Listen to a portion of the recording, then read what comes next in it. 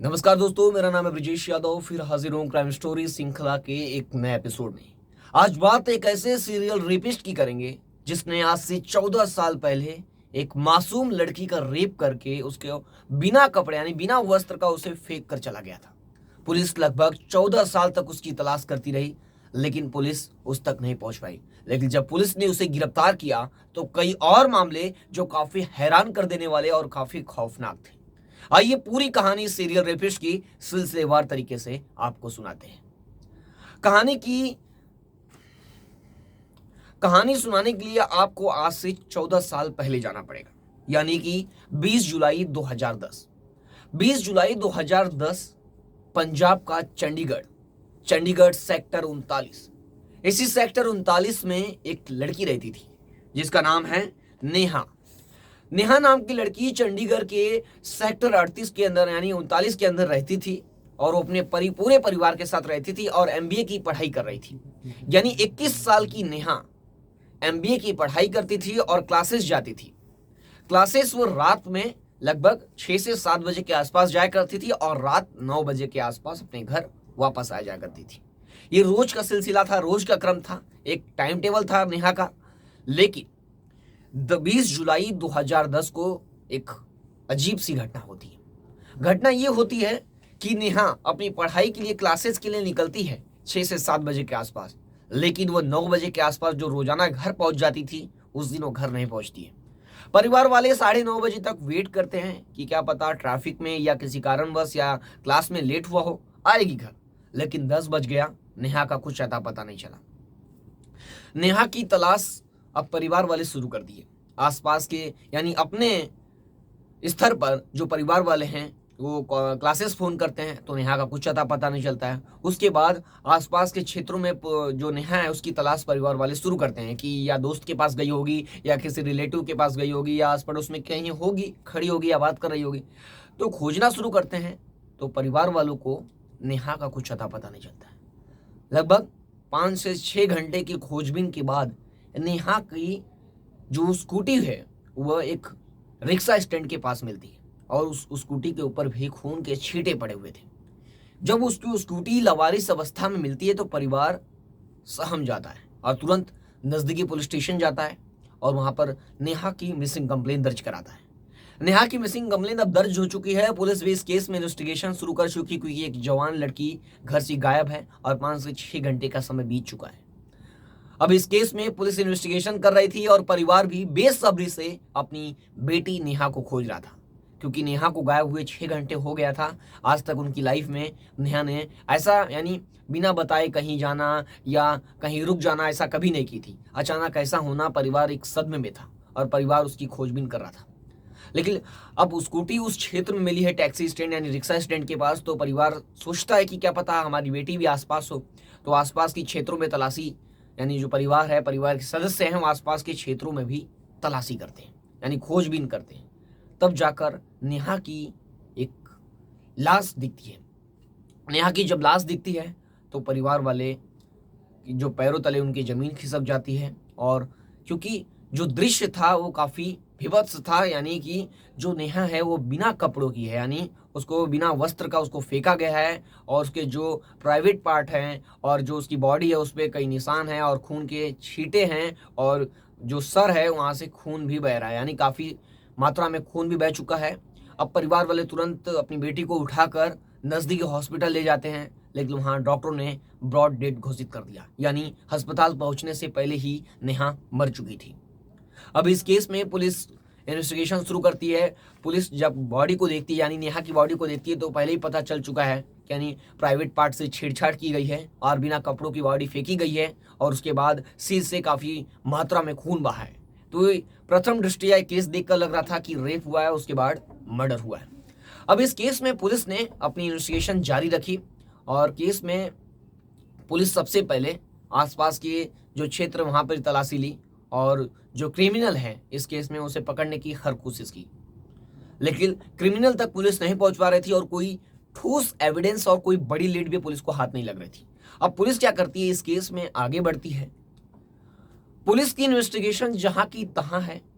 दिन बीतते जा रहे हैं, हफ्ते बीतते जा रहे हैं, महीने बीतते जा रहे हैं, धीरे धीरे साल बीत गए। 5 से 6 साल का समय बीत गया। पुलिस कोर्ट में अनट्रेस्ड यानी ये जो रिपोर्ट दाखिल करती है कि इस कातिल को हम अभी तक नहीं पकड़ पाए हैं, यानी ये केस अभी भी लंबित है।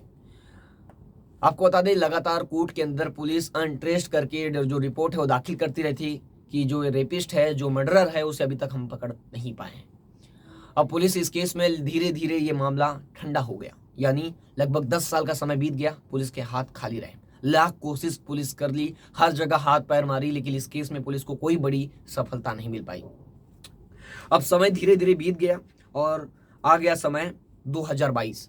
12 जनवरी 2022 में को एक जो चंडीगढ़ है 39 सेक्टर, चंडीगढ़ का 39 सेक्टर, उस इलाके में जो एक जंगल है, उस जंगल में भी एक लाश मिलती है।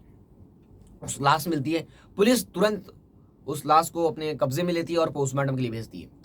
तो पुलिस को पहले तो जब पुलिस बॉडी को देखी तो ये केस में पुलिस को अंदेशा हुआ, क्योंकि बॉडी को देखकर पुलिस को लगा कि जो बॉडी है जो बिना कपड़ों की है, एक लगभग 40 साल की महिला जंगल में मिली। 12 जनवरी 2022 यानी लगभग 10 से 11 साल बाद एक फिर बॉडी मिली, और वो भी बिना कपड़ों की, और उसके प्राइवेट पार्ट में भी छेड़छाड़ किया गया है, और उसके बाद उसके मुंह पर कपड़ा यानी उसके मुंह में कपड़ा डाला गया है और उसे वैसे ही जंगल में फेंक कर भाग गया गया, और उसके सिर पर भी किसी जोरदार या वजनदार हथियार से हमला किया गया था और काफी मात्रा में खून बहा था। अब इस केस में पुलिस को ये केस हूबहू जो नेहा मर्डर केस था, जो नेहा के साथ जिस तरह से घटनाएं हुई थी, तो वो सेम लग रही थी। अब पुलिस को शक होता है, पुलिस अपनी इन्वेस्टिगेशन आगे बढ़ाती है इस केस में। अब पुलिस क्या करती है, पहले तो इस महिला के बारे में पता करती है कि महिला कौन है। तो महिला के बारे में पता चलता है कि इस महिला का नाम है मनदीप। यानी जो महिला पाई गई है जंगल में, इसका नाम है मनदीप, और लगभग इसकी उम्र 40 साल है। और इसके पति ने जो मिसिंग रिपोर्ट भी दाखिल करवाई थी 11 जनवरी के दिन, कि ये मार्केट गई थी और उसके बाद से लापता है। यानी ये केस में पुलिस फिर इन्वेस्टिगेशन शुरू करती है, आसपास पूछताछ करती है, लेकिन कोई सबूत यानी कोई बड़ी लीड या कोई बड़ा एविडेंस पुलिस को हाथ फिर नहीं लगता है। यानी फिर साल बीत जाते हैं, लेकिन पुलिस के पास जो सीमन है और जो बॉडी पार्ट्स में मिले डीएनए हैं, यानी अगर आरोपी रेप किया है तो जो उसके प्राइवेट पार्ट में जो सीमन मिले हैं और जो भी खून मिले हैं, उसके जो डीएनए सैंपल हैं पुलिस ने वो कलेक्ट करके रखा था। यानी जो मनदीप का केस है उसके अंदर का भी डीएनए, और जो नेहा के केस में मिला था उसका भी डीएनए सैंपल कलेक्ट करके पुलिस फॉरेंसिक टीम रखी हुई थी। अब इस केस में पुलिस आगे बढ़ती है, लेकिन फिर मनदीप केस में भी लगभग 2 साल का समय बीत जाता है और ये मामला भी ठंडा पड़ जाता है। धीरे धीरे दोनों मामले अब लोग भूल चुके थे, लेकिन हूबहू ये मामला नेहा मर्डर केस के जैसा था। अब चंडीगढ़ की जो पुलिस स्टेशन है सेक्टर 39 के आसपास, उस पुलिस स्टेशन में एक एसएसपी आती है। एसएसपी का नाम होता है कंवरप्रीत कौर। कंवरप्रीत कौर आती हैं और इस केस को यानी जो पेंडिंग केस है उन्हें वापस निकालती हैं और वापस इन्वेस्टिगेशन के लिए अधिकारियों को निर्देश देती हैं। तो जब ये केस देखती हैं, नेहा का केस और मनदीप का केस जो 10 साल के अंतराल पर हुआ है, यानी 10 साल बाद हुआ है, तो इस केस में पुलिस को जो एसएसपी हैं उन्हें लगता है कि जो मॉडस ऑपरेंडी है यानी करने का तरीका है वो एक है। यानी जैसा मर्डर नेहा का हुआ है, जैसा रेप उसका हुआ है, उसी तरह मनदीप का भी हुआ है। यानी कोई कातिल है, जो मुजरिम है वो एक ही है जो इस तरह महिलाओं को शिकार बना रहा है। अब पुलिस को इस केस में कोई बड़ी लीड या कोई बड़ा एविडेंस या कोई फोन नंबर या कोई सीसीटीवी तो नहीं था। तो पुलिस ने क्या किया, पुलिस को यह अंदेशा था, पुलिस ने एक पैरामीटर तय किया कि जो आरोपी है अगर चंडीगढ़ सेक्टर 39 के अंदर कर रहा है तो इसी सेक्टर में वो रहता होगा और यहाँ की महिलाओं को शिकार बना रहा है।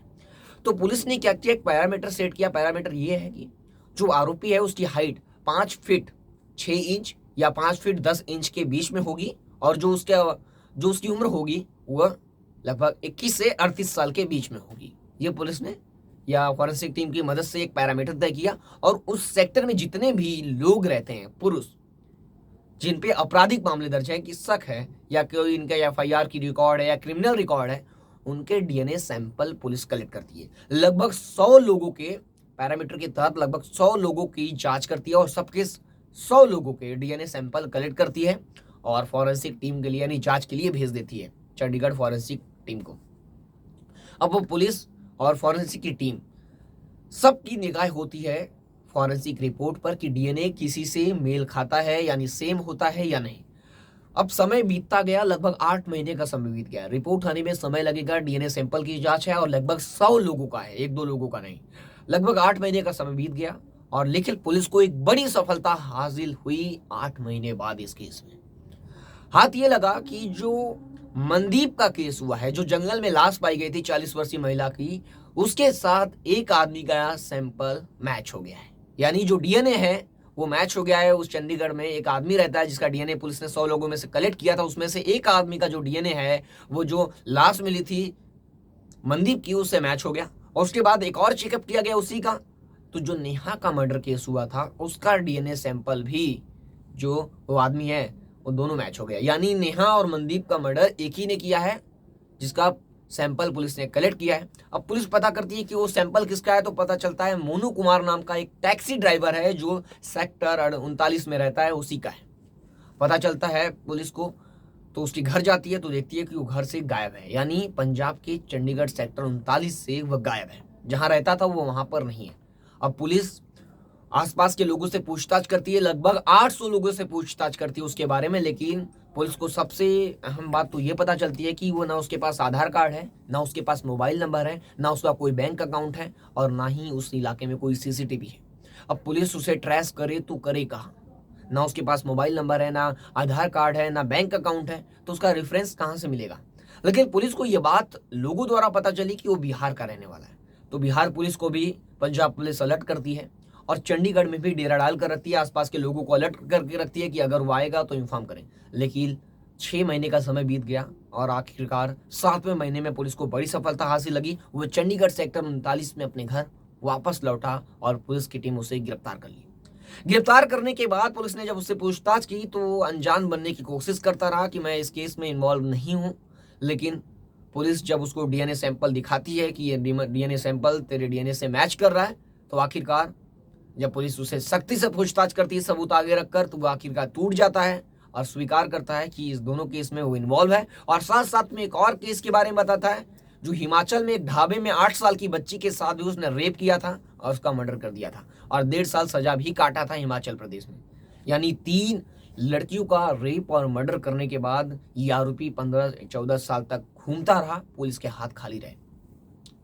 आखिरकार जो एसएसपी आई हैं कंवरप्रीत कौर, इन्होंने इस केस को आखिरकार लगभग 14 साल बाद सॉल्व कर लिया। इस केस में इनकी टीम को बड़ी सफलता हासिल लगी और अब इसे सजा सुनाई जाएगी। इसलिए आप भी सावधान रहें, सतर्क रहें। फिर मिलूंगा एक नई कहानी और एक नई घटना के साथ। तब तक के लिए जय हिंद।